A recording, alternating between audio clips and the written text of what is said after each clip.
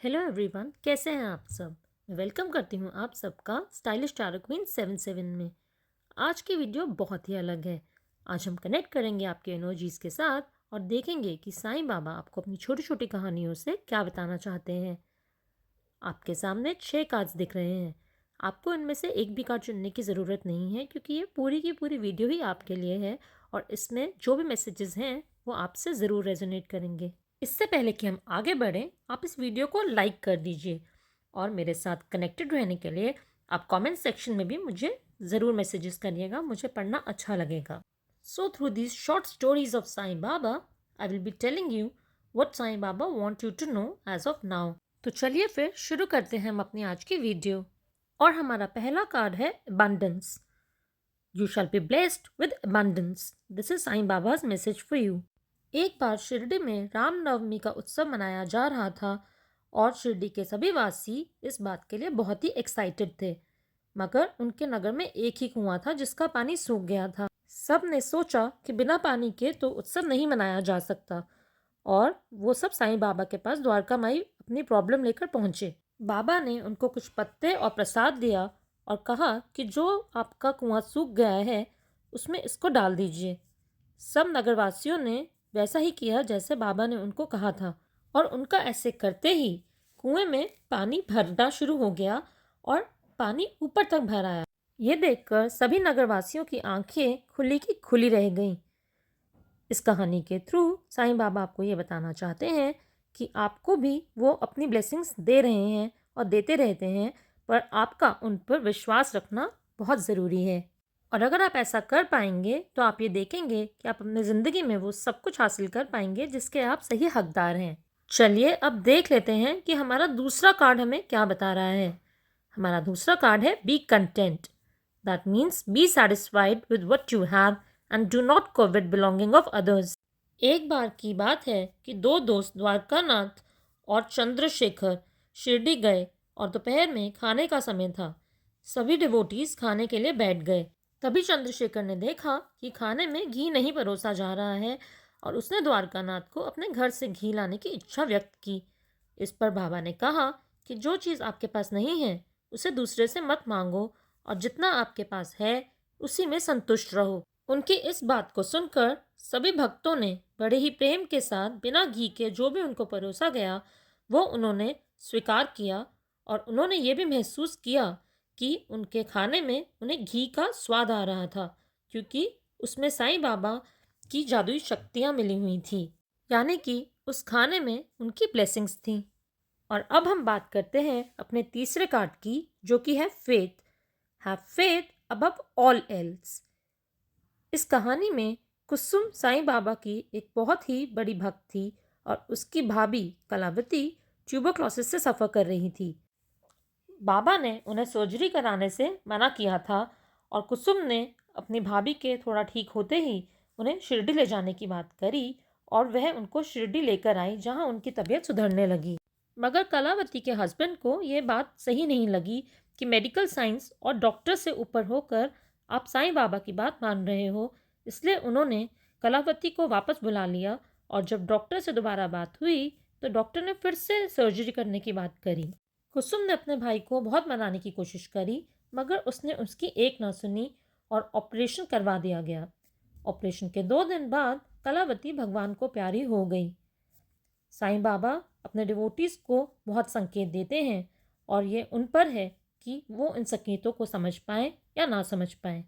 तो इसलिए अगर हमारा साईं बाबा पर पूरा फेथ है, अगर हम उन पर पूरा भरोसा रखेंगे तो हमारे बिगड़े हुए काम भी बन सकते हैं। आई एम श्योर आपको ये कहानियाँ सुनने में मज़ा आ रहा होगा। तो चलिए फिर कुछ और कहानियाँ सुन लें। और हमारा फोर्थ कार्ड है karmic debt. Pay off old debts and try not to accumulate new ones. जब भी शिरडी में बाबा के डिवोटीज द्वारका माई आते थे तो वो उनसे दक्षिणा मांगते थे। अमीर लोगों से वे उनके रुतबे के हिसाब से मांगते थे और गरीब लोग उनको अपने हिसाब से कुछ न कुछ दक्षिणा देकर जाते थे। बाबा इन पैसों को अपने लिए कभी इस्तेमाल नहीं करते थे और ज़रूरतमंदों को दे दिया करते थे, पर लोग उनको कई बारी ढोंगी भी समझते थे। मगर सोचने वाली बात यह है कि बाबा अपने भक्तों को चैरिटी करने के लिए क्यों बोलते थे।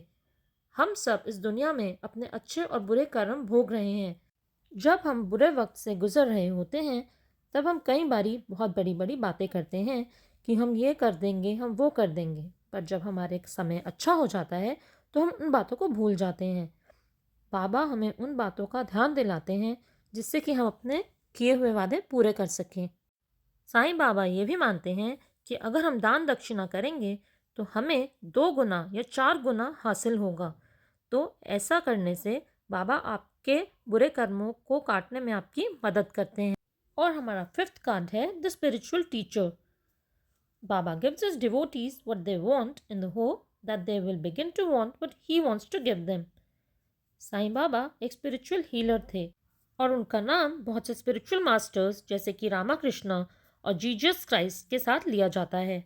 उनमें ऐसी शक्तियाँ थी कि वो लोगों की फिजिकल इलनेस को ठीक कर सकते थे या फिर उनको उनकी भक्ति के साथ कनेक्ट करने में उनकी हेल्प करते थे, जिससे कि वो खुद को समझ पाएँ। साईं बाबा का सबसे बड़ा उद्देश्य है श्रद्धा और सबूरी, यानी कि फेथ और पेशेंस। और इसके साथ साथ वे आपसे ये भी चाहते हैं कि आप अपने आप को हमेशा हम्बल रखें, यानी कि खुद को किसी से ऊपर उठा कर ना चलें और सबको अपने बराबर देखें। और जो व्यक्ति उनकी इस बात को समझ गया, उसके साथ साईं बाबा हमेशा रहेंगे। अब चलते हैं हमारी आखिरी कार्ड की ओर, जो कि है telepathy. Baba can communicate with anyone, anywhere, any time. You just have to look for science. एक बार शिरडी में एक राहगीर अपने दोस्त से मिलने गए और बातों बातों में उन्होंने शिरडी में साईं बाबा का जिक्र किया। तब उनके दोस्त ने बताया कि साईं बाबा तो उनके बहुत ही खास हैं और वो उनको एक नारियल तोहफे में भेजना चाहते हैं। तो राहगीर ने वो नारियल संभाल कर रख लिया जो उनको शिरडी जाने पर साईं बाबा को देना था। पर रास्ते में उनको और उनके साथियों को भूख लगी और वो जो अपने साथ चिड़वा लेकर आए थे उन्होंने उसका सेवन किया। पर उस चिड़वे में बहुत ही मिर्च थी, तो सब लोगों ने जल्दी से साईं बाबा का दिया हुआ नारियल का सेवन भी कर लिया और नारियल ख़त्म कर दिया। जब शिरडी पहुँचे तो राहगीर ने सोचा कि अब मैं बाबा से क्या कहूँगा। जैसे ही वह बाबा के सामने आए, बाबा ने उनसे खुद ही पूछ लिया, मेरा तोहफा कहाँ है। राहगीर हक्का बक्का रह गया और अब वह बाबा को क्या जवाब देता। उसने बाबा से माफ़ी मांगी और कहा कि मैं आपको नया नारियल ला दूंगा। तब बाबा ने कहा, मुझे नया नारियल नहीं चाहिए, अब जो हो गया वो तो वापस नहीं आ सकता, मगर मैं तुम्हें आगे के लिए बताना चाहूँगा कि जो वादा पूरा ना कर पाओ उसे कभी किसी से मत करो, यही तुम्हारे लिए सीख है। बाबा हम सबको भी इससे यह संदेश देना चाहते हैं कि किसी से भी झूठे वादे नहीं करने चाहिए और हमें किसी का दिल तोड़ने का कोई हक नहीं। राहगीर को अपने ऊपर बहुत शर्मिंदगी महसूस हुई और उसको अपना सबक मिल गया। इन छोटी छोटी कहानियों से बाबा हमें बहुत कुछ समझा गए।